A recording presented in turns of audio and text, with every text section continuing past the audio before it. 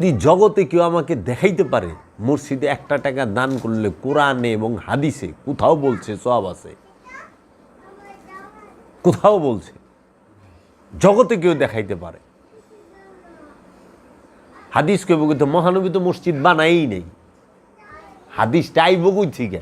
হাদিস তো মহানবীর বাণী, তো মহানবী নিজেই তো মসজিদ বানায় নাই। তো তুই মসজিদ লে হাদিস পাবি কই? মসজিদের কল্যাণে হাদিস কই পাবি ক? মসজিদ মহানবী বানাইছে, কেউ দেখাই পারবো জগতে? না, তোরা মহানবীর গড়ে মসজিদ বানাইছস, তোরা বানাইছস, তোরা নাম দিছস। মসজিদে নববী নামটা কবে দিছে? সার্চ দে, বাইরে যাবি। মহানবীর ঘরের নাম কি ছিল জিগা? যে ঘরে মহানবী এখন, মহানবী যেখানে এখন শুয়ে আছে এইটাই মহানবীর ঘর, এটাই মহানবীর ঘর। মহানবীর ঘরেই রাখা হয়েছে। অলি আল্লাহদেরকে তাই করে, অলি আল্লাহরা যে খাটে শয় যেই ঘরে থাকে সেই ঘরেই রাখা হয়। এটা সিলসিলা আগে থেকেই। মসজিদ প্রথম বানান শুরু করে হইল উমরে, সর্বপ্রথম। অনেকে কয় আবু বকর বানাইছে, আবু বকর তো সময়ই পাইছে 2 বছর। 2 বছরে কি বানাইব? সরকার গঠন করব না জাকাত ফেতরালাগুলো উড়াইব না মসজিদ কি করব? আর নবীর ঘরের মসজিদ বানানোর হুকুম হেরে কে দিল বলো? আমি যদি বলি যে কোরআন জমা করার হুকুম কি নবী কাউরে দিছে? না, তুমি করছো তো, এটা তো বেদাত কও না। নবী তো কয় না তোমরা কোরআন সংরক্ষণ করবে। তুমি কতটুক জ্ঞানী? তুমি এতটুক জ্ঞানী? তুমি এত বড় খবর লইবার যাও, কতটুক জ্ঞান আছে তোমার? জীবন এই প্রশ্ন জাগছে তোমার মনে? তুমি চিন্তা করছো যে কোরআন সংরক্ষণ যে আমরা হযরত উসমানে করছে, এটা কি মহানবী বইলা গেছে যে তোমরা কোরআন সংরক্ষণ করো? না, ওনারা করছে। ওই যে মনে হয় বেদাত বেদাত যখন ধরায় কি এটাতে বেদাত কোন? আচ্ছা ঠিক আছে। তারপরে মসজিদে নববী, মহানবী কইছে আমার ঘর মসজিদ বানায়। নবীর ঘরের মসজিদ বানানোর অধিকার তোরে কে দিল? ফতোয়া দেখাইছে নবী নিঃসন্তান।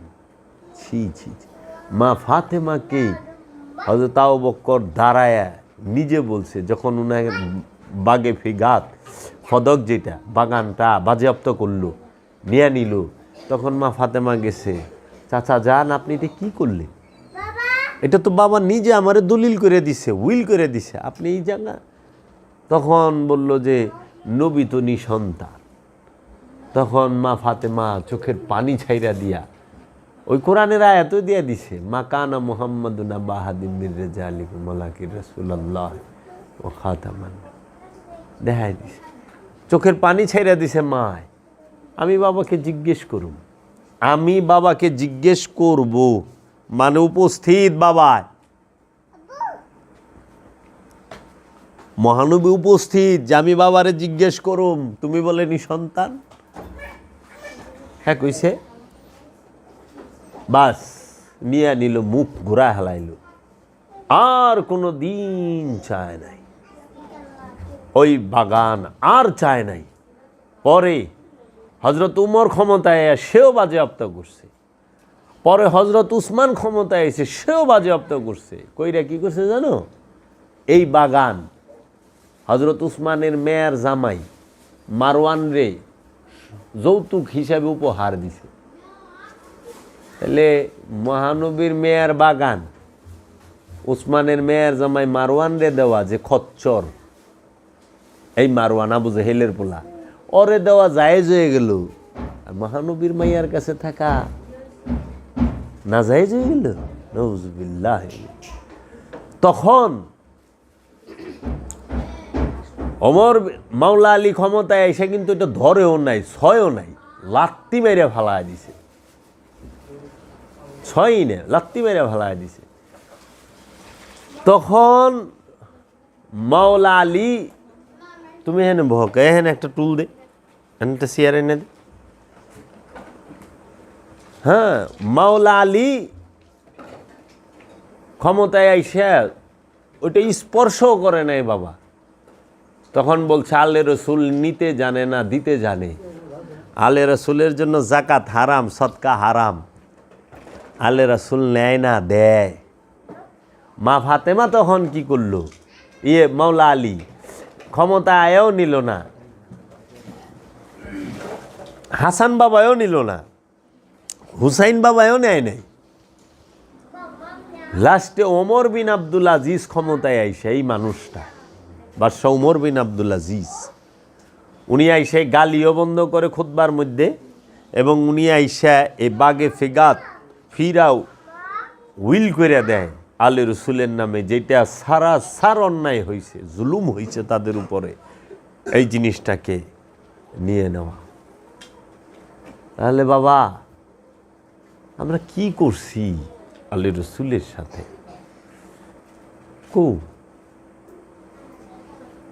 তো তোমরা, আমরা তো অনেক কিছু বুঝতেই পারি না। ওলি আল্লাহ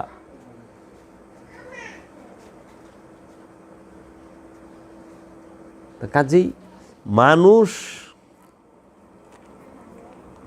সবসময়ই ভোগী, সে ভোগ করতে পছন্দ করে। মানুষ কখনো কষ্ট করতে পছন্দ করে না। মানুষ ভোগী, ত্যাগী না। মানুষ জন্মগতভাবে ভোগী। এর লেগে তো কোরআন কইছে। তা আমি অন্য বিষয়ে আজকে কথা কম, সাধনার বিষয়ে আমি কথা কম। কেন জানি আমার এই জিনিসটা মনে পড়লো, যে আমার খুব কষ্ট লাগছে বাবা, যে মা মেয়েদেরকে এইভাবে দূর করা, তাদেরকে কুরুচিপূর্ণ কথা বলা, তাদেরকে ঘরে বন্দি করা, এটা মুহাম্মদের ধর্ম না, এটা লাইয়ামে জাহেলিয়াতের ধর্ম। আইয়ামে জাহেলিয়াতের ধর্ম। আরবিয়ানরা পোশাক পাল্টাইছে কিন্তু চরিত্র পাল্টায় না। আরবিয়ানগো আগে যে মহানবীর আগে তা গো বাপদাদার ধর্ম নষ্ট, এরা কি বাপদাদারই ভুলে গেছে? একটা হিন্দু বয়স হইলে, মনে করো হ্যাঁ 40 বছর বয়স হয়েছে, পরে হ্যাঁ মুসলমান, হ্যাঁ কি এই 40 বছর যে হিন্দুর রেওয়াজ রীতি সব কিছু ভুলে যায় না? তো মক্কার কাফেরেরা কি সব ভুলে গেছিল? যে নাকি মহানবীর মক্কা বিজয়ের পরে ঈমান আনছে, কারণ মক্কা বিজয়ের সময় মহানবীর 10,000 সাহাবী লয়ে গেছে, আর আমরা পাই গাদিরে ঘুমে 1,29,000। তার মানে আইলো কত? 1,19,000। গাদিরে ঘুমের পরে মহানবী বাসে থাকে কয়দিন পৃথিবীতে? অল্প কয়দিন। তো এই কয়দিনের সহবত কি পাইছে? পরে তো আবার আগের মতোই হয়েছে। এর লেগে এত কাটাকাটি মারামারি। যে নাকি কল্যাণী বাড়াইছে হে আর কত বড় মুমিন হইবে?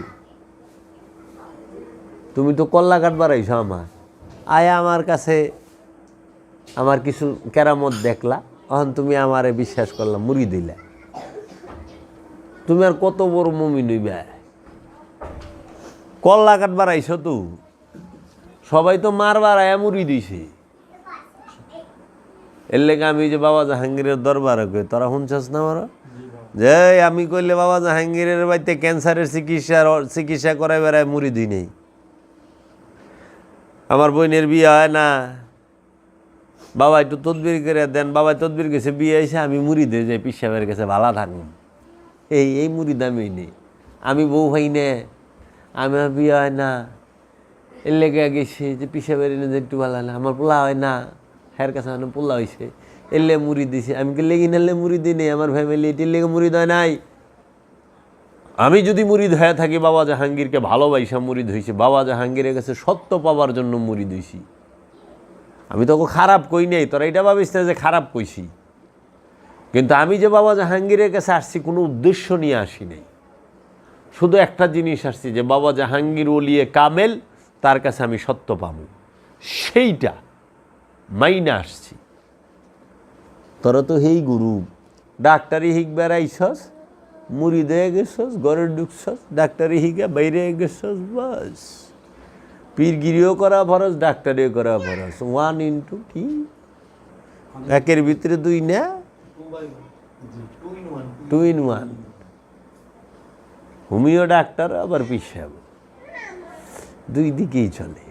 ভিজিটও লেয়, গুরু দক্ষিণাও লয়। আশ্চর্যের ব্যাপার।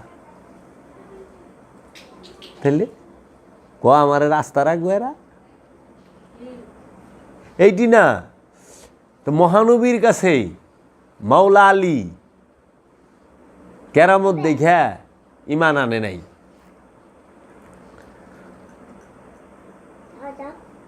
মহানবীর কাছে মা ফাতেমা কেরামত দেখে ইমান আনে নাই। তাদের থেকে মর্যাদাবান জগতে কেউ হইতে পারে না মহানবীর কাছে। সর্বশ্রেষ্ঠ মর্যাদাবানই হইল আলে রসুল, পাক পাঞ্জাতন, আহলে বাইত, তারপরে অন্যরা। কারণ মাওলা আলী মহানবী নবুয়ত প্রকাশের আগের থেকে হেরা পর্বতে যায় আহে। মহানবী মাওলা আলী মহানবী নবুয়ত প্রকাশের আগের থেকেই মহানবীর কুলে উঠে। মহানবী জীবনে কয়জন রে কুলে লইছে? মাত্র 4 জন রে, মাত্র 4 জন। মাওলা আলী, মা ফাতেমা, মাওলা হাসান, মাওলা হুসাইন, আর মা ফাতেমার মেয়েদের। মহানবীকে মুর্শেদের শরীরে টাচ করাই নিষেধ। মুরিদের প্রেমিকের হিসাব আলাদা, প্রেমের বিষয়টা আলাদা না। আমি যাবের জীবনে কোনোদিন বাবা জাহাঙ্গীরের চেহারায় স্পর্শ করতে, মানে এমনি কাজের বেলা অনেক সময় তেল দেওয়ার সময় বাবার মুখে আমি করছি, তেল দিছি, ওইটা তো কর্ম, নিষেধ। বাবা সরাসরি নিষেধ। আমার সবচেয়ে বড় একটা স্বপ্ন ছিল আমার পীরের এইখানে আমি একটা চুমা দেব জীবনে কোনো একদিন, কিন্তু সেটা আমার সরাসরি হয় নাই, অন্যটাই হয়েছে, কিন্তু সশরীরে হয়, কারণ ওই বাবাই নিষেধ। তাহলে সেই নবীর কুলে মা ফাতেমা, মাওলা আলী, মাওলা হাসান, মাওলা হুসাইন সবাই উঠছে। আর এরা তোমাকে থেকে মহানবী যেই পাথর একবার ধরছে সেই পাথর চুপে দিলে তুমি স্বর্গে যাইবে গা। আর মহানবী বুকে যে নাকি বয়ে আসিল, হুয়ে আসিল অসংখ্যবার, তারে কল্লা গাইতে তোমরা ইসলাম কায়েম করো। হাজরে আসওয়াতে মাকামে ইব্রাহিম নবী একবার দাঁড়াইছে, পায়ের চিহ্ন পড়ছে, কিন্তু মাওলা আলী তো মহানবীর বুকে, পিঠে, মাথায় সবখানে শুইছে, বিছানায় কাঁধে উঠছে মূর্তি ভাঙার জন্য, বিছানায় শুইছে আমানত ফেরত দেবার জন্য, বাসপানে ছোটকালে বড় হওয়ার জন্য বুকে উঠছে, কুলে উঠছে। মহানবীকে মাওলা আলীর মায় খাওয়ায় দাওয়ায় বড় করছে, মহানবীকে মাওলা আলীর বাপে খাওয়ায় দাওয়ায় গোসল করায় কাপড় পরায় বড় করছে। কারণ মহানবীর মা বাবা দুইজনই ইন্তেকাল করছে। তাহলে এই বাচ্চাটাকে ভরণ পোষণ কে করছে? মায়ের মতো পালন করছে কি? এই মাওলা আলীর মা ফাতেমা বিনতে আসাদ। তার যদি ইমান না থাকতো তাইলে সে কি তারে করতো? তারা তো জানে এ নবী। আর সর্বশ্রেষ্ঠ মৌজুজা যদি দেখা থাকে নবীর গুণ, এটা হলো মাওলা আলীর মাওলা আলীর বাবা থেকে মাওলা আলীর মার কাছে বাবাই বেশি থাকছে মহানবী। একবার চিন্তা করো না, আসমান থেকে টাপাক করে পড়ছে 40 বছরে। কত বছর তুরিয়া ছিল? 17 বছর পর্যন্ত মায় পালছে। 17 বছর মানে যুবক হওয়া পর্যন্ত মাওলা আলীর বাবা এবং মায় মহানবীরে পালছে। তাহলে মা হিসাবটা 17 বছর, একটা সন্তানরে তো মা বাবারা 17 বছরই পালে। 18 বছর 20 বছর পালে, তারপরে তো ওর চাকরি বাকরি যে কোনো একটা কর্ম করে। তাহলে বিষয়টা তো বুঝতে হবে তোমরা কি চিন্তা করতেছ। কি নামাজ পড়ো, কার পিছে নামাজ পড়ো? আর মিয়া নামাজ তো ইমানদার হইলে পড়বা মুমিনের পিছে। আর এটা তো খারাপ ইমান। তোমার তো ইমান আছে, মোল্লা তো খারাপ ইমান। ও তো মাওলা আলিমা ফাতেমাই বিশ্বাস করে না, মহানবী বিশ্বাস করে না, তো ওর পিছে তুমি কি নামাজ পড়ো? মিয়া নামাজ পড়বার কইছে ইমানদার রে, আর পড়বার কইছে মুমিনের পিছে। আর তুমি ইমানদার হইছ, নামাজ পড়বার লইছ কাফেরের পিছে, যে নাকি মহানবীরে অস্বীকার করে, মাওলা আলীরে অস্বীকার করে। মোল্লা দেখলা না তোমাকে মোল্লা জুমার নামাজ পড়ে আইছ, তো বুঝো আলা কি নামাজ হান হইছে? কয় নবী হাজির নাজির না, আপনি সালাম দিলেন কে? আমি কিন্তু তাহলে তোমাকে বড় মোল্লা উঠলে দিয়ে তুমি খারাই যাও। কয় হ্যাঁ তো উপস্থিত, নবী তো উপস্থিত না। আমি বললাম ও তাহলে তুমি যে সেজদা দেও, আল্লাহ কি উপস্থিত থাকে? আল্লাহ আকার আছে, দেখা যায় না? হ্যাঁ হাজির নাজির না। তুমি যদি কও হ থাকে, আমি তো দেখি না, আটকে গেছে। মা আমাকে জন্ম দিছে, বাবা আমাকে জন্ম দিছে, আমাকে লালন পালন করছে, কিন্তু মা বাবা কখনো হেদায়েত করতে পারে না। মা বাবা জন্ম দিতে পারে, মা বাবা শিক্ষিত বানাইতে পারে পয়সা খরচ করে, তারপরও মাস্টার লাগে শিক্ষিত হইতে। স্কুল লাগে না? স্কুল মাস্টার ছাড়া হইব শিক্ষিত? তো হেদায়েত করবার গেলে তো পীর লাগবো, কারণ মা বাবার নিজেও কয় কি মায় হইলো বড় পীর। মায় যদি বড় পীর হয় তা আমার মায়ের নফসের পরিচয় করাই দোক আমারে। পৃথিবীর মধ্যে সবচেয়ে বড় শিক্ষক যদি মা হয়, তো মোল্লার কাছে যাম না? মায় ওয়াজ করবো, আমি ওয়াজ শুনুম, মায় নামাজ পড়াবো, তার পিছিয়ে নামাজ পড়ুম, উস্কইরা কথা কই। ওই যে কিনা হইলো পীরের ঠেকানের বুদ্ধি। মানে সে পীরের কাছে যায়, হ্যাঁ মা বাপ থাকতে পারে কি এর পীর, কিন্তু ও যে পীর হয়ে বয়ে রয়েছে মোল্লায়, কোনো পিসাব লাগবো না। আচ্ছা আল্লাহকে সরাসরি ডাকবেন, আল্লাহকে সরাসরি ডাকলে আল্লাহ শুনে, কয় না? কোনো পীরের দরকার নেই, এগুলো সব ভণ্ডামি। কোনো আল্লাহকে সরাসরি ডাকবেন। আল্লাহরে যদি সরাসরি ডাকলে তাহলে মোল্লা সামনে খাড়াই লোক, আবার মসজিদে নামাজ পড়ে যে মোল্লা লইলাম কে? সরাসরি আল্লাহরে ডাকুম, একা একা ডাকুম। তো মোল্লাই তো আমার পীর হয়ে বই রয়েছে। আল্লাহরে সরাসরি ওইরকম, আল্লাহ কায়দা পড়া শিখতে চাই, কায়দা পড়াও। তুমি মহানবীর লেগে ফেরেশতা পাঠাইছো, আমাকে লেগে ফেরেশতা পাঠাও নাই। আবু বকর রে ফেরেশতা পাঠাইছো, উমর রে পাঠাইছো, আমরা কি দোষ করছি? তোমার তো তাইলে বিচার, আমাকে কেন মহানবীর সময় পাঠাইলো না আল্লাহ, এখন পাঠাইলো কেন? আমরা কি অপরাধ করছি? আমরা কেন মহানবীকে সরাসরি দেখলাম না? আমরা কি এমন অপরাধ করলাম আল্লাহ? আমরা প্রশ্ন করতে পারি না? পারি তো।